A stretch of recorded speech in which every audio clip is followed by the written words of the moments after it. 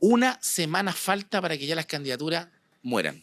Nos olvidamos los políticos. Están ansiosos, ¿cierto? Está ansiosa nuestra siguiente invitada, María José Hoffman. ¿Cómo está? Buenos días. Hola, buenos días, Jorge. No estoy ansiosa. ¿Por qué? Podría estarlo. Estoy muy contenta de que esta etapa ya se vaya cerrando y de que creo que hemos ido tocando varios corazones. Así que no estoy nerviosa. Estoy No, muy nerviosa. no, ¿está nerviosa? ¿No está nerviosa? No, no está nerviosa. ¿No? Estoy nerviosa. De verdad que no. Siento que tengo que hacer todo lo posible, así que no pueden haber nervios. Oye, le queda bien el rojo, ¿ah? ¿Cierto? Es casi mi uniforme, entre el rojo y el azul. Sí, Ahí pero nos vamos. no, porque azul uno ve ya azul, pero con rojo como una fuerza, que el rojo siempre se asocia al Partido Comunista, los rojos. Hasta eso les vamos a quitar. Todo tipo de bandera.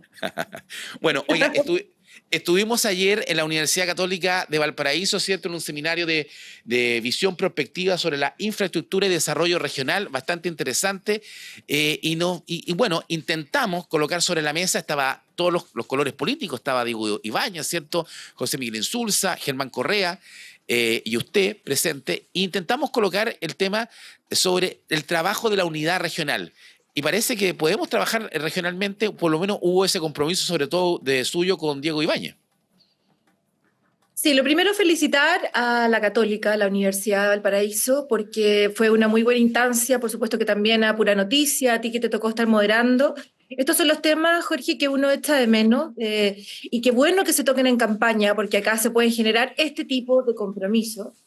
Hablamos en el fondo de cuáles son los proyectos que vienen, me pareció ¿cómo decirlo? Muy bajo el desempeño del representante del gobierno, Sí. de Boris Gálvez, creo que era su nombre, el encargado de la infraestructura del Ministerio de Obras Públicas, creo que habló muy poco de la región, no habló de los estados de avance. Entonces yo creo que en eso hay molestia transversal con el poco avance que hemos tenido en los últimos años y especialmente en este gobierno. Entonces, ponerte de acuerdo con José Miguel Insulza, con Diego Ibáñez, con Germán Correa, en cómo avanzamos. Yo valoro mucho que Insulza haya apoyado esta iniciativa de tener una política, Jorge, como la tiene el Metro de Santiago, que pasan los gobiernos y siguen avanzando Bueno, esas políticas.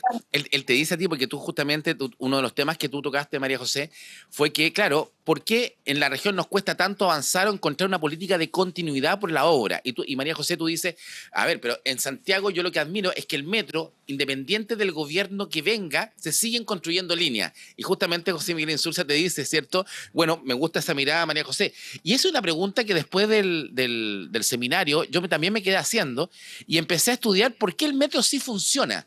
Y claro, son políticas de directorio. Hay una política que en el fondo el metro tiene una autonomía del Estado. Por lo tanto, avanza por sí solo, que debiese ser nuestra autonomía como región, po. Así es, porque cuando Piñera y Bachelet en el tren a Santiago, por ejemplo, estaban de acuerdo en el trazado y ambos gobiernos avanzaron muy lento, pero avanzaron.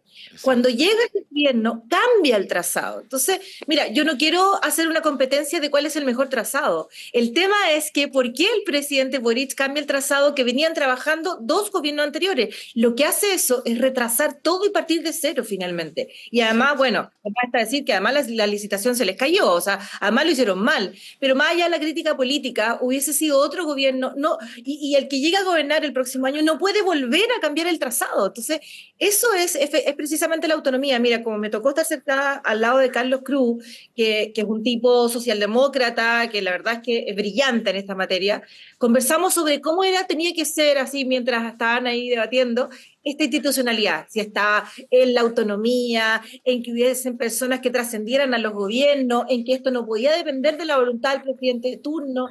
Entonces, hay varias cosas que yo creo que va a ser fundamental que podamos tener una mirada conjunta y yo por eso valoro este debate, porque cuando lleguemos al Senado con Diego Ibáñez o con Insulza o con el que llegue, vamos a estar de acuerdo en que al menos este tipo de proyectos tenemos que impulsarlos juntos. Después pelearemos por las cosas más ideológicas y no nos pondremos de acuerdo.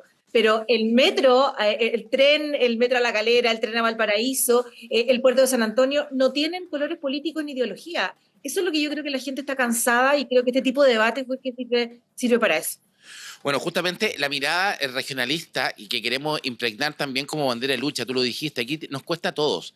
Y todos los que somos protagonistas de una región, ya sea los medios de comunicación, ¿cierto? La gente, los estudiantes, las universidades, ustedes, los políticos, ¿cierto? Si todos miramos de una misma óptica, con una sola bandera de lucha, independiente de los colores políticos, los pensamientos, a la región, podemos conseguir grandes cosas. Yo creo que ahí es donde va la tarea. Ahora, puntualmente tú fuiste también muy dura cuando parte tu primera intervención, cuando tú hablas justamente de que no podemos hacernos la víctima, porque es de nosotros la culpa o de la misma gente que no le exige a ustedes los políticos, ¿cierto?, a que justamente defiendan esas banderas de lucha. Sí, eso es un cambio de mentalidad, Jorge. Yo creo que seguir echándole la culpa a Santiago y que el patio trasero y que se lo lleva a Santiago, la verdad es que esa estrategia no nos ha resultado. Y yo no sé si es porque soy mujer y en el fondo entiendo que esto del victimismo no funciona. O uno se cree el cuento o no se lo cree.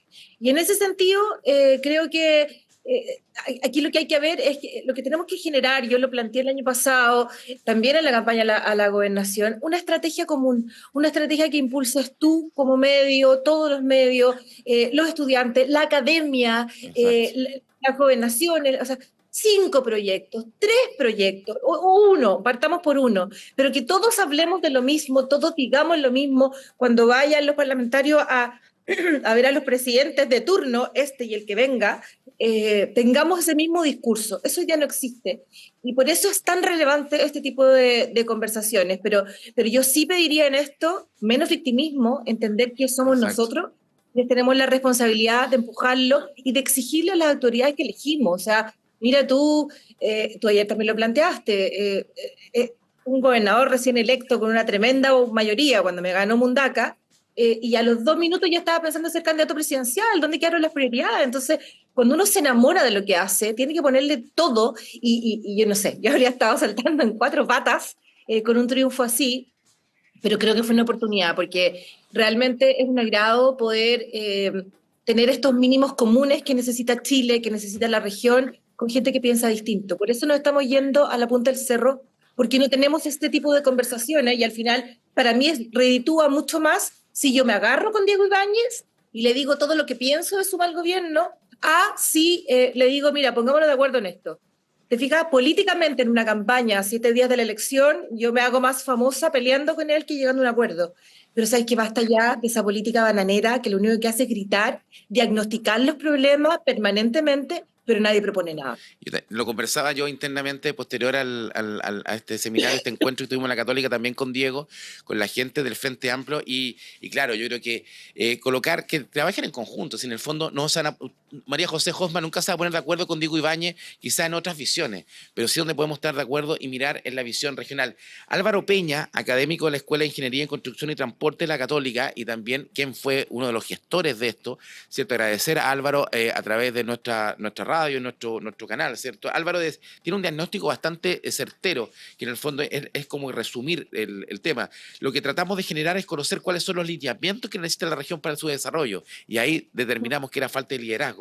Saber qué le pasó a la región en los últimos 30 años, contando que hace 20 años tuvimos el desarrollo del metro, el soterramiento del metro por Viña del Mar, que esa fue la última gran obra en infraestructura de la región. Hace 20 años que no tenemos otra gran obra. Y eso, cierto, ahora va a depender ojalá, de ponernos de acuerdo todos juntos. María José, pero también Evelyn Matei y tú reafirmaron un compromiso que llama la atención, que es bastante... que a mucha gente, sobre todo a la gente mayor, a la gente de la tercera edad, ¿cierto? A nuestras madres, a nuestros padres, le va a ayudar mucho. Es aumentar la PGU a 300.000 pesos mensuales como una medida concreta y urgente. Cuéntanos de qué se trata esto.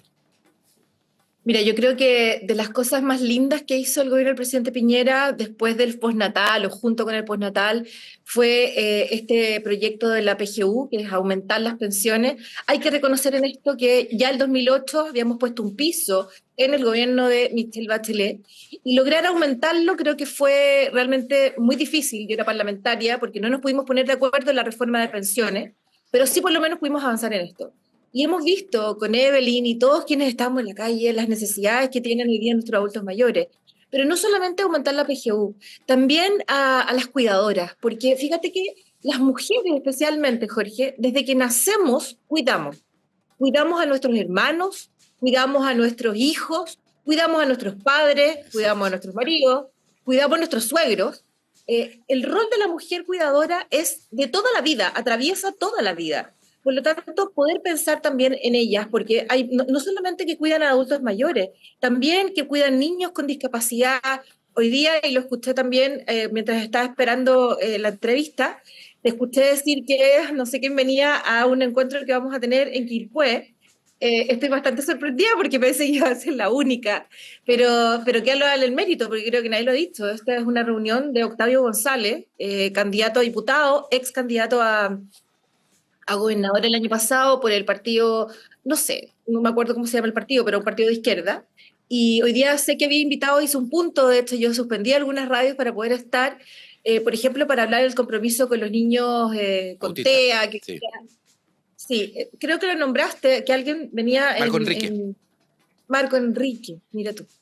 Bueno, pero qué bueno que vamos a hacer varios, que vamos a tener esta Bueno, ya, mirada, pero porque ya va vestida de rojo, pues va con todos los rojos, ¿ves? voy a cambiar. Que nadie se confunda. No. Bueno, pero son los temas y son las visiones justamente del tema de la neurodiversidad, que también lo hablábamos con Manuel Millones en el contacto de la mañana. Ahora, cuando hablamos, volviendo al tema de la PGU, María José, porque tú dices, y lo que decía Matei también es hacerlo realidad rápidamente desde el 11 de marzo. ¿De qué depende que suba la PGU? Depende de que haya recursos y que se prioricen, básicamente. No es tan fácil, pero a ver, nosotros esperamos poder hacer un recorte de 8.000 millones en los 4 años. Entonces, lo que ella se refiere es que lo primero que vamos a hacer va a ser esto. Y yo creo que uno tiene que poner foco, porque cuando tú dices, voy a hacer tantas cosas con esta plata que me va a alcanzar para algunas cosas sí, para otras no, ella lo que hace es tomar una decisión política de lo que lo primero va a hacer es esto. Y obviamente que van a tener que haber ajustes, apretes de cinturón. Es muy probable que la ley de presupuesto no se apruebe y eso significa que va a haber se aprueba la anterior, va a haber cierta libertad, pero a mí me gusta esa decisión política de Evelyn Matei con los adultos mayores porque las necesidades que estamos viendo día a día, que están viviendo, y yo agradezco mucho que se haya aumentado, pero no es suficiente, tenemos que ir No. más rápido. Bueno, vamos a esperar justamente esta consigna. ¿Cómo se ve la presidencial? Está apretada. ¿Viene Evelyn Matei a hacer el cierre de campaña acá o no? ¿En Viña? Sí, viene el 11 si no me equivoco. Al Sí. Sporting, sí. Entonces tenemos. Mira, todos los candidatos están cerrando campaña en Viña. El próximo jueves también Bueno, viene Jara. ella Hoy va a ser la niña bonita de las elecciones, así que sí, está muy bien, sí, está muy bien. vamos a Oye, estar ahí pendientes. lo último, antes de que terminemos, quiero mandarle un saludo gigante. Vi que ayer se aprobó al fin la Defensoría de Víctimas de la Delincuencia. Mira, me cargan los políticos que se atribuyen cosas, pero quiero simplemente mandarle un saludo a Margarita y a Víctor, a quienes conocí el año 2009, he estado cientos de veces en su casa, ayudamos mucho desde un principio con todos también. Esto también fue, Jorge, algo muy transversal. Que logramos con distintos parlamentarios del minuto, principalmente con Lagos Weber, Chaguán y Víctor Torres, que eran en ese minuto los parlamentarios de San Antonio. Y hoy día es algo que no solamente va a beneficiar a nuestra región, sino que a todo el país. Nos demoramos 15 años en que esto saliera, pero este es un joven que fue apuñalado Sí, saliendo de una discoteca en por San Antonio. 5 personas, estuvieron condenadas en San Antonio. Es una familia que ha sufrido muchísimo, que ha dado una lucha tremenda. Yo soy amiga de ellos, principalmente de la hermana de la madre. Y fíjate que la satisfacción que tenían de haber hecho de alguna forma reivindicar y lograr que próximas familias, que Dios no quiera sean muchas, pasen por una situación así, no se vean tan abandonadas como estuvieron ellos durante tanto tiempo. Así que felicitaciones a Margarita y a Víctor. Es una hazaña la que han hecho y bueno, siempre está el dolor de haber perdido a Alejandro, a Canito, pero por lo menos su muerte va a significar que sea un ejemplo para poder construir algo distinto como es este proyecto de ley. Y mira qué bonito lo que tú dices, porque una ley que se demora 15 años fue un trabajo largo, pero que se logra justamente con la diversidad, con todos los colores políticos sobre la mesa. Yo creo que ahí está justamente la consigna para poder aprender. Yo partí trabajando este proyecto de ley con el almirante Arancibia. Él era senador. Él fue el primero en que Imagínate. ayudó a la familia me acuerdo que, no sé, presionamos a los fiscales, presionamos con prensa, le íbamos a ver, porque queríamos que estos cabros tuvieran la condena que se merecían. Si, no me acuerdo si le metieron 15 o 20 puñaladas, fue brutal. A un cabro que iba pasando por la calle, ni siquiera, Claro. ni siquiera una ajuste de cuenta, no había ninguna razón. Entonces, bueno, ojalá que estas cosas sirvan y que este país, la única manera que tenga de avanzar es entendiendo que desde la diferencia podemos lograr cosas juntos, porque más allá de que haya o no un cambio de gobierno, es la única forma de avanzar. Así que buenos días, sé que me tenéis que cortar. Además veo aquí en el Zoom al compañero Lago Marcino, a Tomás, que le mando un abrazo. Ve que está cada vez más roja, ya habla de compañeros, y me gusta, María José. No me digas eso, Sí, porque pues, si usted dice, está el compañero, ¿se da cuenta? Sí. pero Sí, sí voy sí. porque compañero es una palabra muy linda. ¿Por qué le No, vamos a sí. quitar esa Yo palabra? también, Es yo una también palabra- siempre digo compañero y me atribuyen que me dicen, soy comunista. No. Lo que pasa es que aquí Brito es comunista, el único comunista que tenemos en el equipo. No, mentira. Bueno, Lago Marcino, felicitaciones porque sé que saliste muy bien evaluado en la encuesta Piensa, así que se valora el trabajo. Yo también era la diputada mejor evaluada, así que compartimos ahí ese Oigan, trono. la Comarcino dijo una frase acá en el programa, dice que cuando él vaya a votar por la presidenta o vaya a votar, se va a tapar los ojos. No sabemos si va a votar por Jara o por Matei, pero que se va a tapar los ojos, se los va a tapar. No, por Dios, es un gallo razonable, no puedo votar por Jara. Ya, buen día.